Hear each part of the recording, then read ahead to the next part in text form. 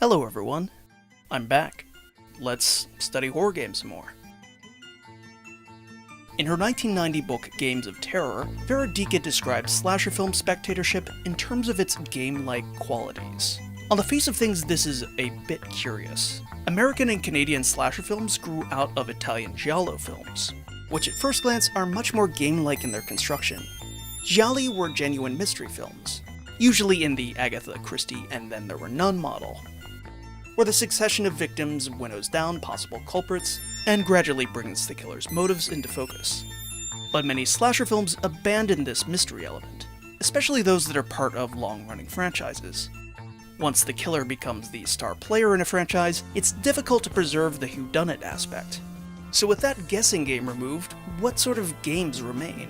Dieke's answer is that the game lies in the viewer's recognition of the slasher film's formal elements as generic tropes.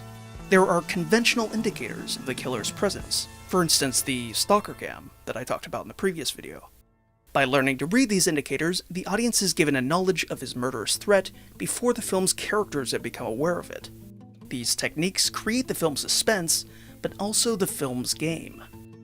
Dieke acknowledges that there are anomalies and little untruths woven within these indicators. We could point to the fake-out stalker cam moments I mentioned in the previous video, or the moments in Halloween, when our suspicion that we're sharing a viewpoint with Michael Myers ends up being unfounded. One's genre savviness relies on one's ability to not only pick up on the cues, but also to predict when they're being employed as a red herring. Slasher films are rather mechanical and unsubtle. As Dieke points out, they employ relatively simple patterns that, in their very simplicity, unmask the sorts of formal dynamics usually kept disguised in other films. And it's this straightforward legibility that turns slasher films into a game for their audiences. It's easy to learn their visual language. It's easy to learn the rules that dictate the consequences of character behavior. For instance, number 1, you can never have sex.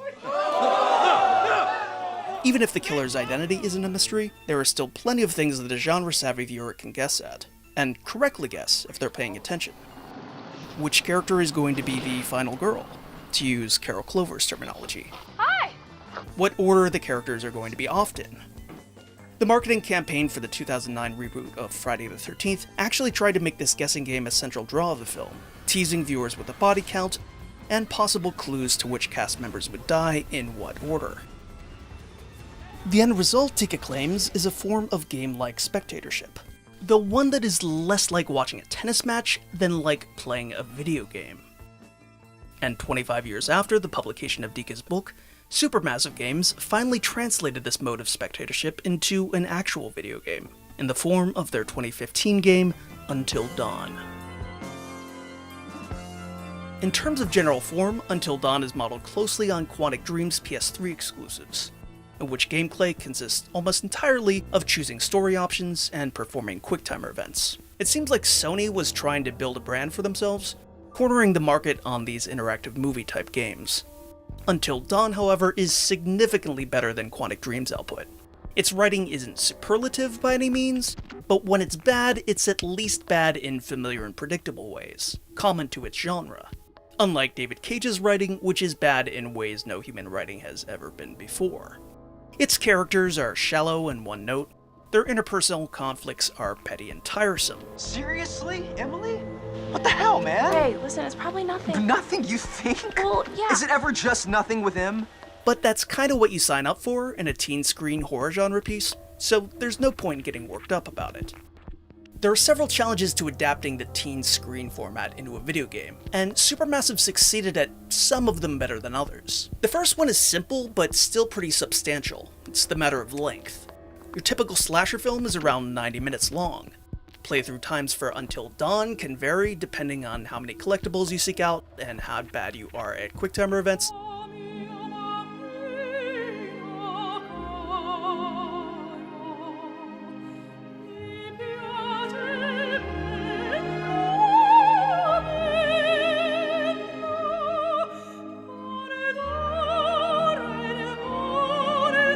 But I'd say the game averages somewhere around 7 hours.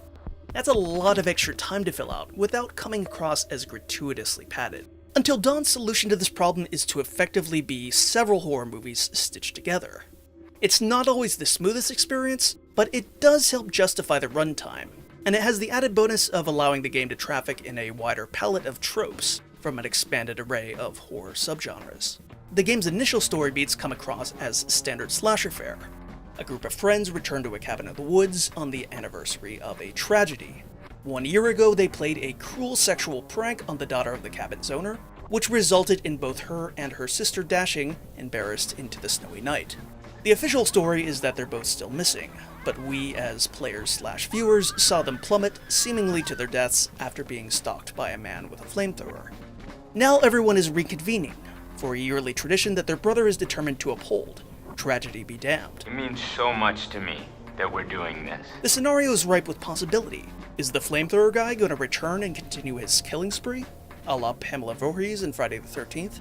Is there a personal revenge motive in play for the teen's past misdeeds, a la House and Sorority Row, or I Know What You Did Last Summer? Whatever the case, the game spends its opening hour checking off multiple boxes in the slasher setup category, and continues to play up these expectations by giving us occasional glimpses of someone stalking the cabin grounds. The game quickly contrives a reason for the characters to split up, which is expected in this scenario.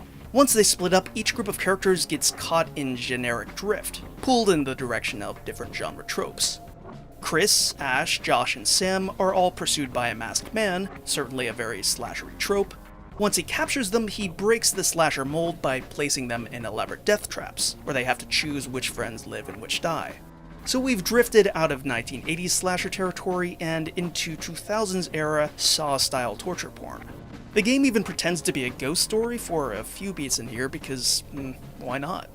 However, in the end, none of this really matters, as it is ultimately realized that none of these characters had ever been in mortal peril.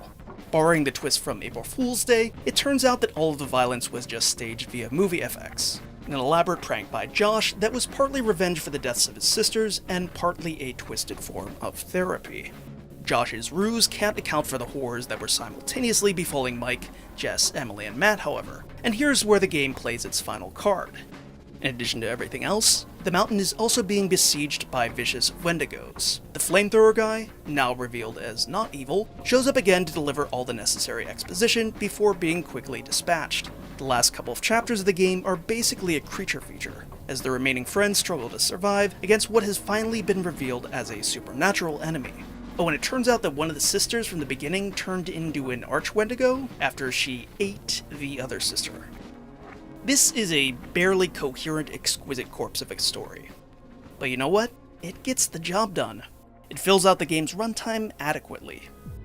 Now that the basics of the game's plot have been laid out, I want to delve more deeply into Until Dawn's game mechanics and its storytelling mechanics. There's not really a clear dividing line between these two in a game like this, and in fact the game attempts to play up the systemic aspects of its story as much as possible.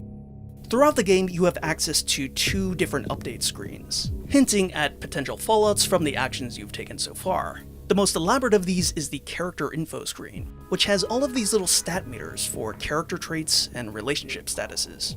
These go up and down frequently, reacting to even the smallest little dialogue options, which gives the impression that there's some sort of super granular social simulation going on that will affect the course of the story.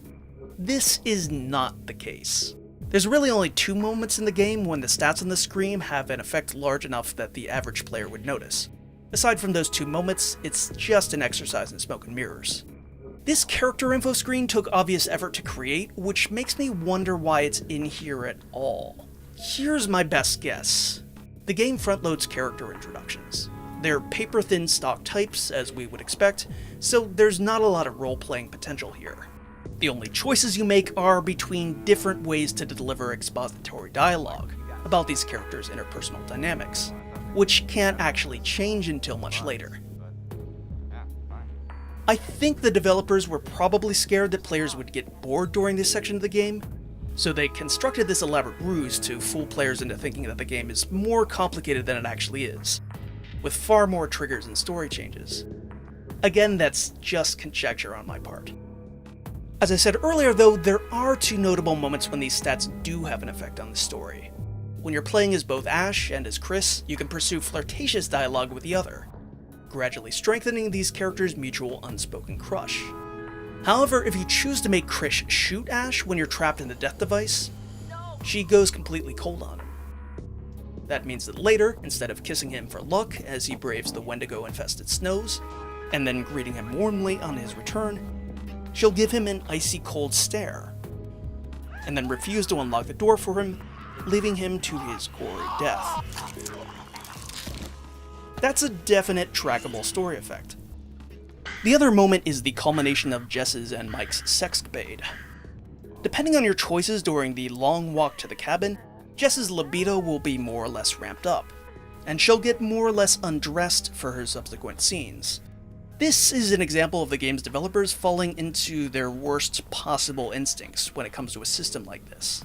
To be clear, I'm not constitutionally opposed to a sex scene in a game like this. Until Dawn is a love letter to the silly tropes of teen screen horror films, and it's par for the course for these films to contain some cheesecake pandering to the teenaged male gaze. My beef is with how we get here. Having Jess's state of undress be our reward for making all of the right choices is such a lazy distillation of the kindness coin theory of romance that video games too often perpetuate. Yes, my lady. It invites players into a creepily mechanistic view of interpersonal relationships. Just answering his mating call. Did that joke land? Better check the status update screen. Did Mike playsate Jess's ego enough? I think you bring out the worst in her. Better check the status update screen.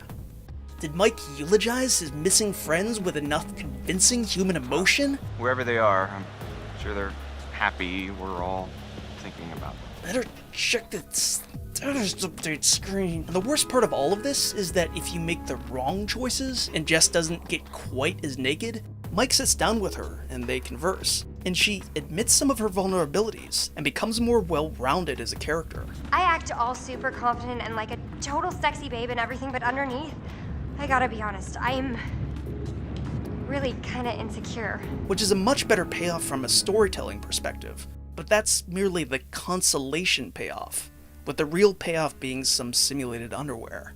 It's like this whole scene was written just to highlight how creepy the system that surrounds it is.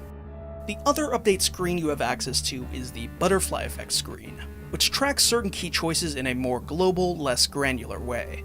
The game is really fond of the butterfly effect concept, Boom. Butterfly effect. to the point where it informs a lot of incidental visual details in the game. This screen is less bullshitty than the character info screen, but it does inflate the player's impression of meaningful triggers by giving choices that have very minor cosmetic effects, for instance a character might get a black eye, equal weight with more consequential decisions. Ultimately, I think the best way to enjoy Until Dawn is to ignore the endless stream of status effect and butterfly effect update notifications, and pretend that these screens don't exist at all. The characters in Until Dawn like to ramble on about choice and consequences. Everything you do has consequences. And the game really wants to frame the player's interaction in those terms. But I think that's a bad framing for the game's pleasures, which are much more about planting and payoff. Much like any half-decent horror movie, Until Dawn asks its players to navigate a thicket of cues, picking up proper instances of foreshadowing from mere red herrings. Some of the satisfaction to be derived here is exactly the same as in any horror movie, for instance, properly identifying the culprit.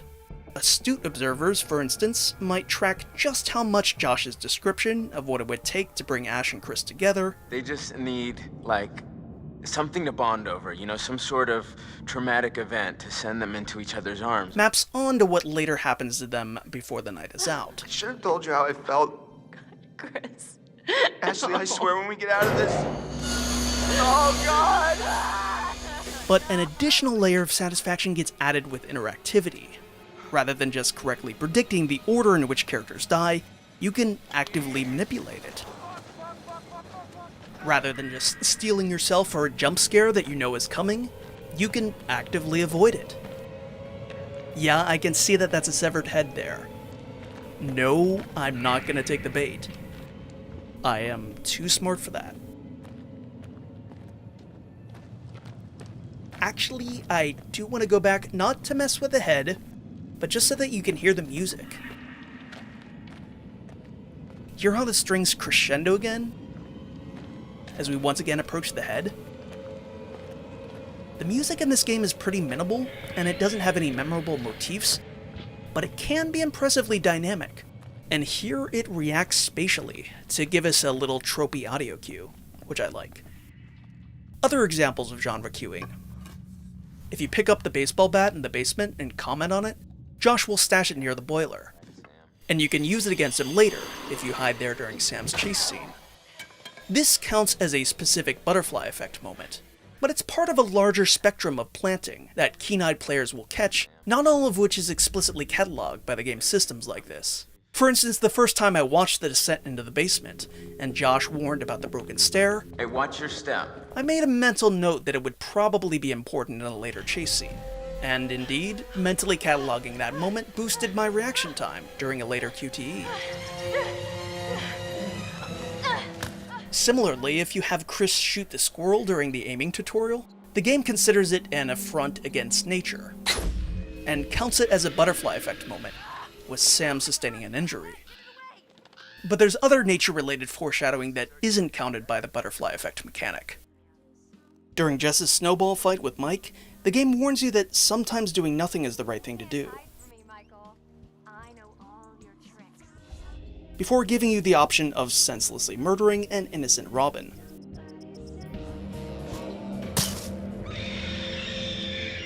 Oh no! It's a moment that pays off during Matt and Emily's encounter with some rowdy caribou, where perceptive and genre-savvy players will likely ignore the prompt to needlessly attack the deer, unless they hate Matt and want to see the story punish him for some egregious misdeeds. And we can do that. We can sadistically use the game's story to punish its various characters, making them act in ways that aren't genre-savvy and will likely get them killed. Mark Brown of GameMaker's Toolkit noted that Until Dawn plays better if you don't consider instances of character death to be failures, but instead take a more detached, director-like view of the proceedings, manipulating characters' fates from a degree of removal. I agree with this, and in fact I can't imagine approaching Until Dawn any other way.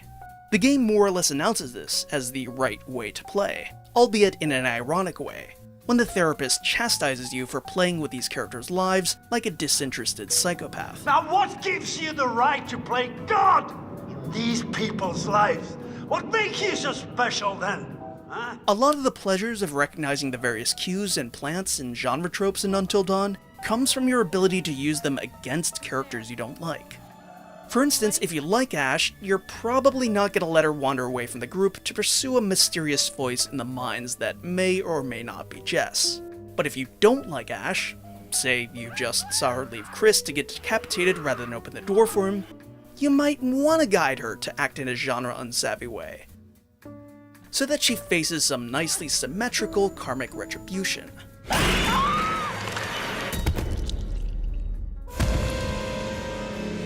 The character of Matt is one of the least likable in the game, splitting the difference between a conceited jock She was asking about my letter jacket. Right, because she gave a shit about your designer letter jacket. Why do you hate my jacket? and an obsequious milquetoast. Good effort, Matt. I'll do better next time.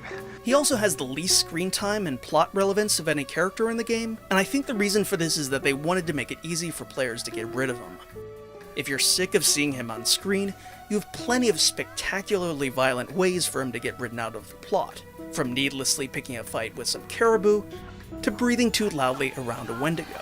This is the case with Emily as well, who was written to be aggressively unlikable. Oh, did you not hear me? Was your sluttiness too loud? She's the type of character that the audience would be rooting against in a slasher movie.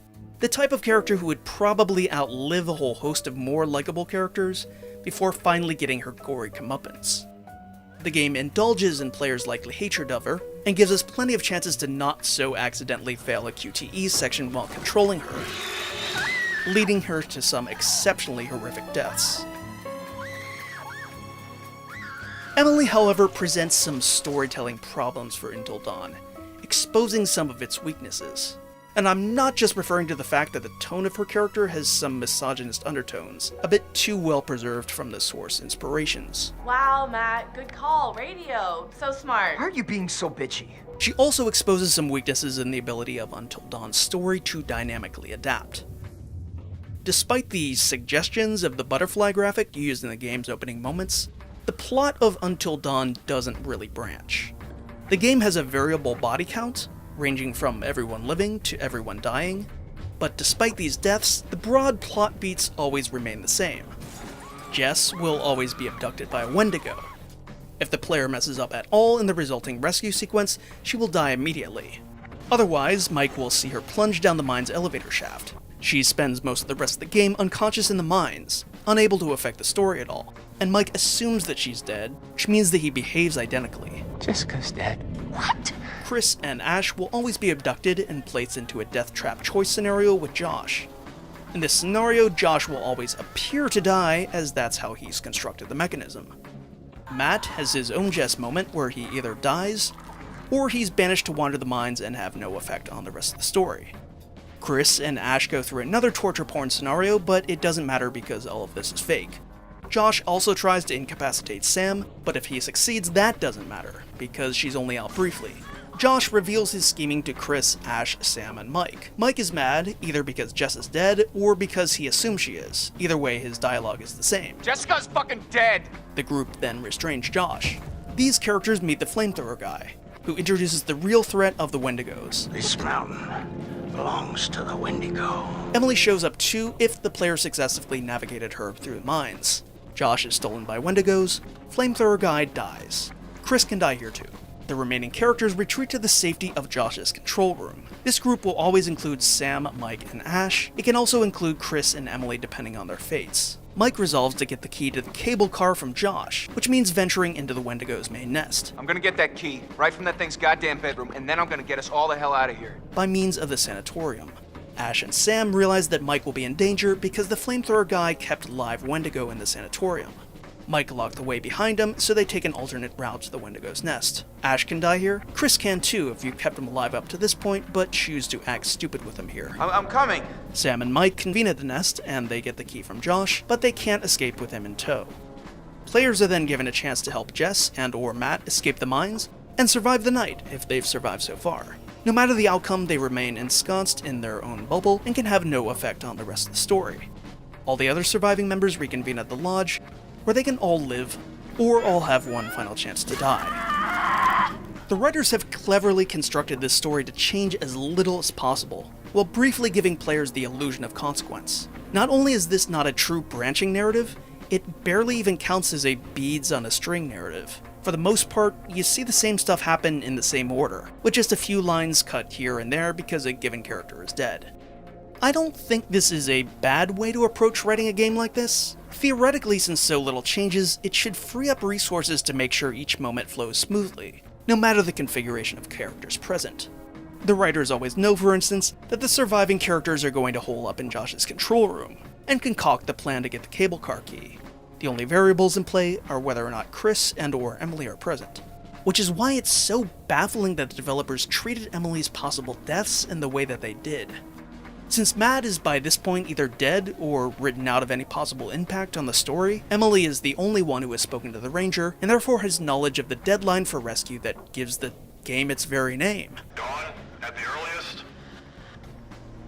Not until dawn. The only one with direct knowledge that the key to the cable car is gone, Mike, there's no key for the cable car. and the only one with any sense of where the Wendigo's nest might be. I saw some horrible stuff down there. I think it's where that thing lives. As you might expect, she plays a huge role in this scene if she's alive, basically setting up all of the exposition and stakes. Of course, players might have gleefully let her get killed earlier. In this case, the writers had a real challenge on their hands. It's not insurmountable, but they really botched it. In Emily's absence, the characters make untenable leaps in logic, and this scene is downright incoherent. Sam ascertains that the key to the cable car is missing, which the game tries to motivate by having her looking at the security monitor, Do you have the key for the cable car? but there's no way she could possibly see its absence given the monitor's low resolution. Mike announces that he's going to get the key to the Wendigo's lair, but he has no way to make a guess as to where that is. I'm gonna get that key, right from that thing's goddamn bedroom. At this point in the scene, he hasn't yet looked at the map the flamethrower guy had, and in fact he isn't even aware that there is a map yet. Is that a map? Everything's introduced in the wrong order, and nobody seems actually motivated to say anything that they say. I'm just saying, it's weird. A whole other can of worms is opened up by the fact that even if Emily is alive for this scene, it's possible to kill her, as Mike gets paranoid about the fact that she's been bitten by a Wendigo. This is the safe room, Em! From a writing perspective, he at least has the decency to wait until after she's dispensed all of her useful exposition to do this. Still though, the scene gets really weird afterwards if you actually go through with it. Character dialogue and blocking doesn't adequately account for the fact that there's now a grisly corpse in the room. Hey, you okay? He was right there. What, the flamethrower dude? Yeah, the weird guy. He got himself killed. Was it the Wendigo? Yeah. The failure of this scene to properly account for the various possible fates of Emily is especially jarring because elsewhere in the game the writing is surprisingly adaptive to account for small things. Picking up clues in the environment has an especially outsized effect on the character dialogue. In this short exchange with Mike, there are all sorts of clue-related triggers in Sam's dialogue. There was a message from his doctor, and it mentioned a plan. I found these blueprints for a crazy machine just like the one Josh was in, but it was fake. It was for a dummy. And later on, she can confront Josh about his motivations, if the player has examined the right things. You're crying out for help, Josh. God, you wanted to get caught, didn't you? Checking out things in the environment also leads to a series of scenes in which Sam and Mike piece together that Josh's sister Hannah became a Wendigo, and then later share that information with Josh, resulting in him surviving when she attacks him. The fact that the writers could do all of this, but then weren't up to the task of making the basement planning scene coherent in Emily's absence, is kind of mind-boggling to me. But it shows how hard it is to have a reactive story like this hold together, even if you're taking shortcuts by sequestering certain characters away in plot-irrelevant bubbles. So that's Until Dawn. Its writing is not ambitious, nor is it always coherent, but I think it serves as a solid proof of concept that the sort of games of terror that Dika traced in audience reception of slasher films can be transferred into video game form, given an extended and more explicitly interactive form. I've spent most of the time here talking about its story mechanics, but I wanted to briefly say that I like the game's visuals too. Its preference for wide shots, for placing a mocapped animated character in the midst of an impressively rendered environment, presented from an interesting angle, helps add some visual flair even to those points of the game where you're just walking from one place to another. And the game knows how to use framing, whether it's pulling your attention to a clue in the foreground, Check this out, Chris. or using a jump scare, to open up a framing-based knowledge gap between you and the character you're controlling.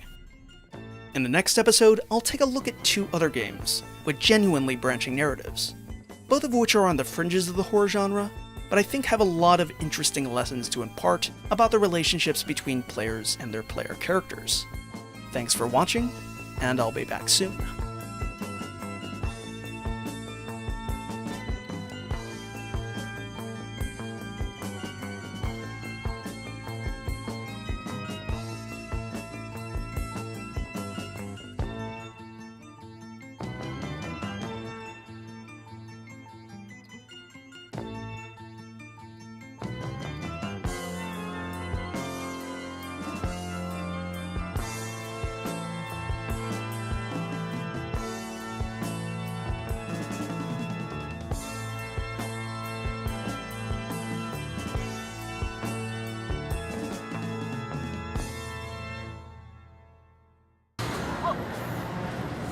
That's more like it. All right. 5, girl.